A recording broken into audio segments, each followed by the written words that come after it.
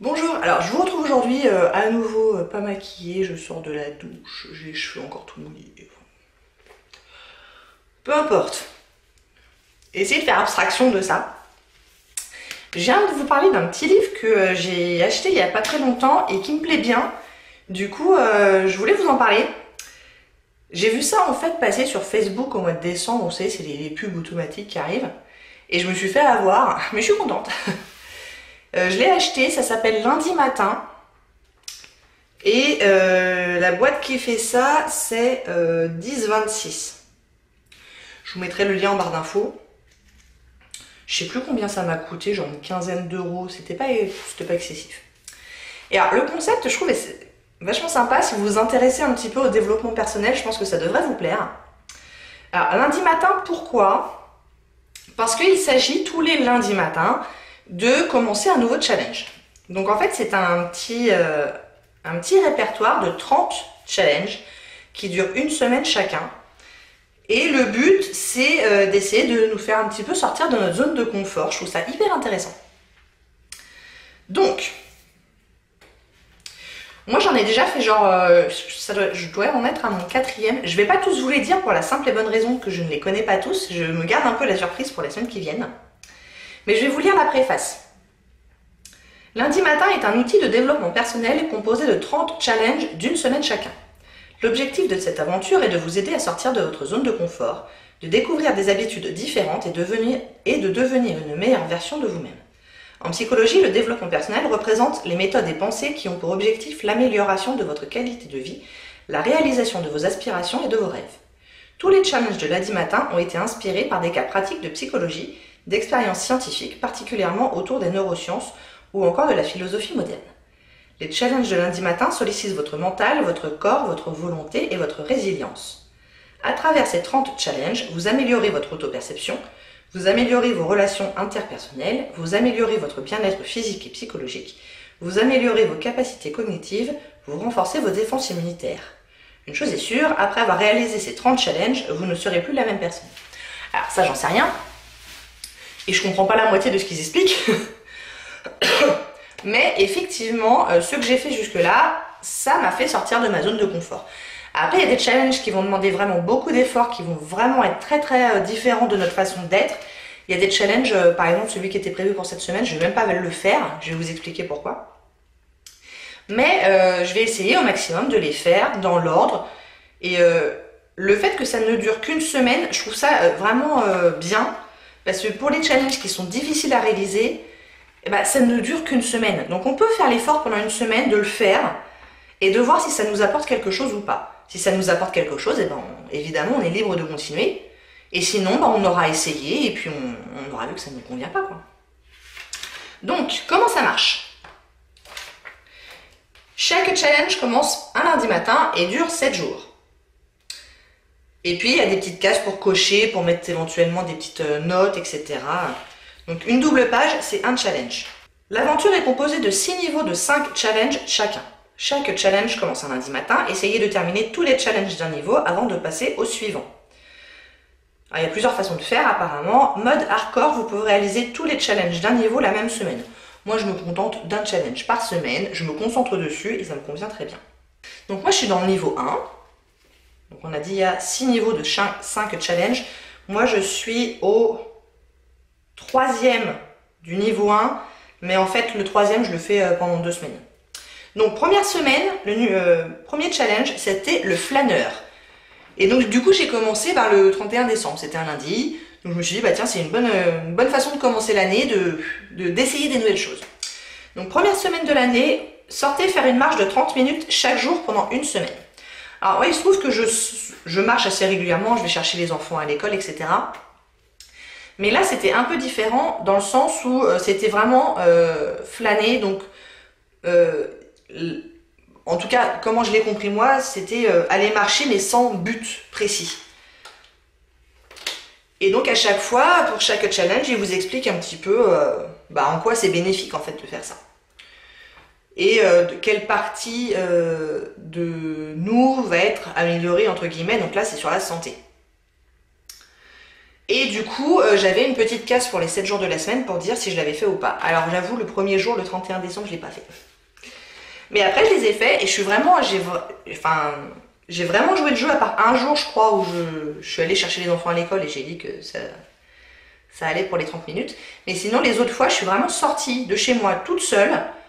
Je me suis mis des trucs dans l'oreille, genre des vidéos de relaxation, ce genre de trucs, pendant 30 minutes. Et voilà, je chronométrais, je marche pendant 15 minutes et je fais demi-tour. J'ai essayé de changer de parcours tous les jours. Enfin, voilà, c'était intéressant. Maintenant, j'avoue que le fait d'avoir des enfants, moi, ça complique un petit peu la chose. Mais j'y suis arrivée, donc c'est possible. D'accord? Donc voilà pour le premier challenge que j'ai fait. 30 minutes de marche par jour. Et j'avoue que j'ai bien aimé être un petit peu toute seule, au calme, à écouter des trucs dans les oreilles calmes et tout, relaxant. C'était plutôt sympa. Mais c'est pas quelque chose que je vais faire consciemment tous les jours. Deuxième semaine, on commençait les choses sérieuses. Soleil levant. Réveillez-vous avant 6 h du matin, chaque jour pendant une semaine. C'était très intéressant. Pareil, je pense pas que je vais l'adopter au quotidien. Parce que le week-end, avant 6 h du matin, ça piquait un peu. Mais ça m'a permis de faire des choses. Alors, le lundi et le mardi, c'est les jours où je travaille, où je vais à l'école. Du coup, moi, mon réveil, il est à 6 h 15 ces jours-là. Donc là, j'avais mis à 5 h 50, ça faisait pas une énorme différence. Par contre, les autres jours, je suis restée à 5 h 45, 5 h 50, 5 h 35 parce que je me suis réveillée en fait toute seule le vendredi. Bon, j'avoue, le week-end, j'ai un peu triché. J'ai fait 6 h 50, mais j'avais mis le réveil. 6 h 50 et 7 h 15 le samedi et le dimanche. Parce que quand même, ça faisait mal. Enfin, c'était quand même autour de 7 h du matin le week-end, quoi. Et du coup, je me suis retrouvée une ou deux fois à faire mon sport entre 6 et 7, quoi. Le matin, il y avait les enfants dormaient et tout, c'était rigolo. Et ils disent, se lever tôt a de nombreux avantages. Des best-sellers en font la promotion, comme le Miracle Morning de Hal Herold. Alors je crois que j'ai déjà entendu parler de ce bouquin, où en gros il dit que le matin, avant que les enfants soient réveillés, on a le temps de faire plein de trucs, ce qui est vrai évidemment. Moi en plus je suis quelqu'un qui a plutôt tendance à être beaucoup plus productive le matin, donc du coup ça me parlait assez ça. Se réveiller avant tout le monde vous permet de renforcer votre discipline et de dompter votre volonté. C'est aussi l'occasion de profiter de la quiétude du matin, de réfléchir calmement à votre journée, vos obligations et vos envies avant d'entrer dans le rush. Alors oui, tout ça oui, maintenant au quotidien ça fait vraiment tôt et ça, je manquerai de sommeil à force. Donc encore une fois sur une semaine c'était très bien. Maintenant au quotidien ça fait un petit peu tôt quand même. Mais de base je suis pas une lève-tard, je suis plutôt une lève-tôt, mais bon... Enfin voilà, j'ai presque réussi le challenge numéro 2. Le challenge numéro 3, j'y suis en ce moment pour la deuxième semaine consécutive, puisqu'il s'agissait de manger au moins 2 fruits et 2 légumes différents chaque jour pendant une semaine. Bon après il vous explique que les vitamines c'est bon pour la santé, bon on s'en doute. Donc la semaine dernière, j'y suis arrivée qu'à moitié. Il y a eu un jour ou deux où j'ai mangé qu'un fruit et qu'un légume. Et vu que celui qui était prévu, le suivant qui était prévu pour cette semaine, je le zappe, je vous expliquerai juste après pourquoi, j'ai décidé de le faire une deuxième semaine. Et pour l'instant ça va. On est vendredi, les 4 premiers jours j'ai réussi à faire 2 fruits et 2 légumes. Donc celui de cette semaine que je zappe, c'est le défoncer à la vie. Abstenez-vous de consommer toute substance non prescrite pendant une semaine. La caféine, la théine, la nicotine ou encore l'alcool sont des substances qui font partie de notre quotidien. Ce sont pourtant des stimulants auprès desquels vous pouvez développer une forme d'addiction. Et en gros, voilà, le but c'est de ne boire ni café, ni thé, ni alcool et de ne pas fumer pendant une semaine.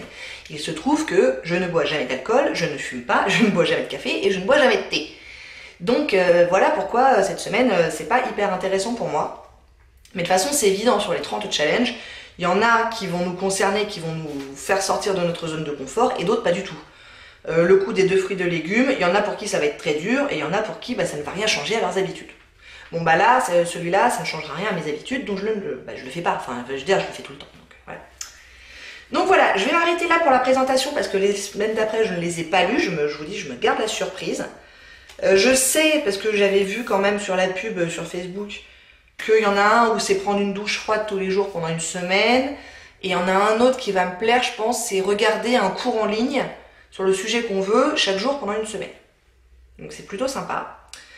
Donc là, il y en a pour 30 semaines en tout, donc ça fait jusqu'à cet été, quoi, en juillet-août. Donc voilà, franchement, j'aime bien. Ça me plaît bien, ça me fait rigoler. Voilà, ça m'ouvre des perspectives. Je trouve ça assez sympa, puis en plus, voilà, c'est pas très cher, ça prend pas beaucoup de place. Après, évidemment, il faut qu'on ait envie de s'engager dans ce genre de truc. Mais voilà, je trouve ça rigolo. Bon, si vous connaissez, dites-moi. Si vous êtes arrivé déjà au bout des 30 semaines, dites-moi. Mais ne spoilez pas, hein, je veux pas en savoir plus que ce que je vous ai dit. Hein. Et puis j'espère que ça vous a plu. Si oui, n'hésitez pas à commenter, à liker et à vous abonner. Je vous dis à bientôt, au revoir.